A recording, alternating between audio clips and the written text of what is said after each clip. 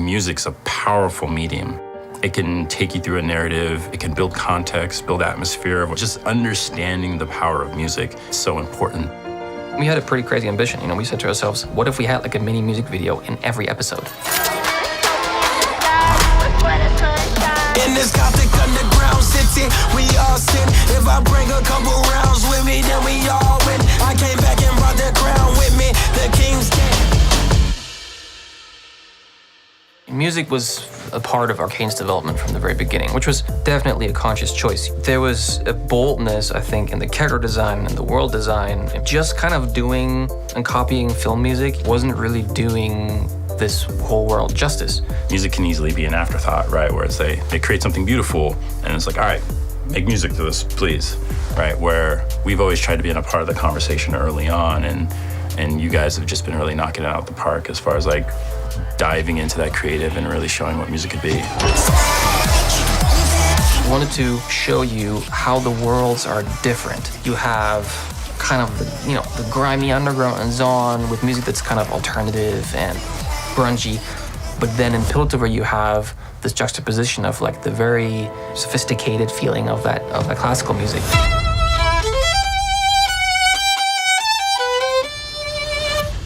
At the very beginning of when we started working on the Arcane soundtrack, we looked at all the different episodes and we kind of tried to always find, okay, what would be a moment that would be an opportunity for a big music moment?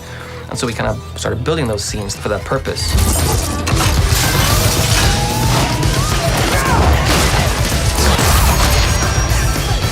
So I think a lot of it is about finding who's the right fit for which moment, for which scene.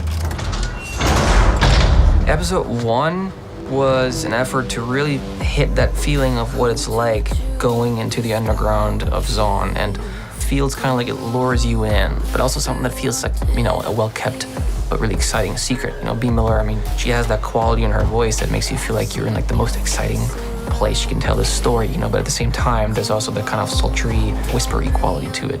That's why she was the perfect, choice for this song.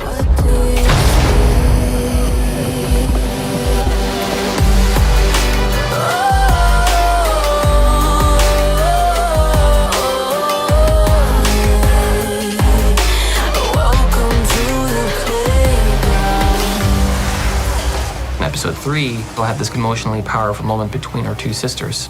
It was kind of impossible for me not to associate a lot of the raw emotions that Jinx goes through without just also thinking of Ramsey. I can hear the sound of a heartbeat before it goes out. There's few voices I've heard in my life that have as much that vulnerable quality. There's a lot of pain in that voice too. And so it captures, I think, that part of Jinx better than any other voice I've ever heard. I've ever let you down. The future of music here at Riot, I think we're just at the start of it. What could it mean for storytelling? What could it mean for esports, live performance? And so that's why I think for the future, it's learning more and more about the capabilities of music and just the cool experiences and journeys we can take our players and fans through. I think we're living in this golden era where suddenly the world is listening to what video games have to say.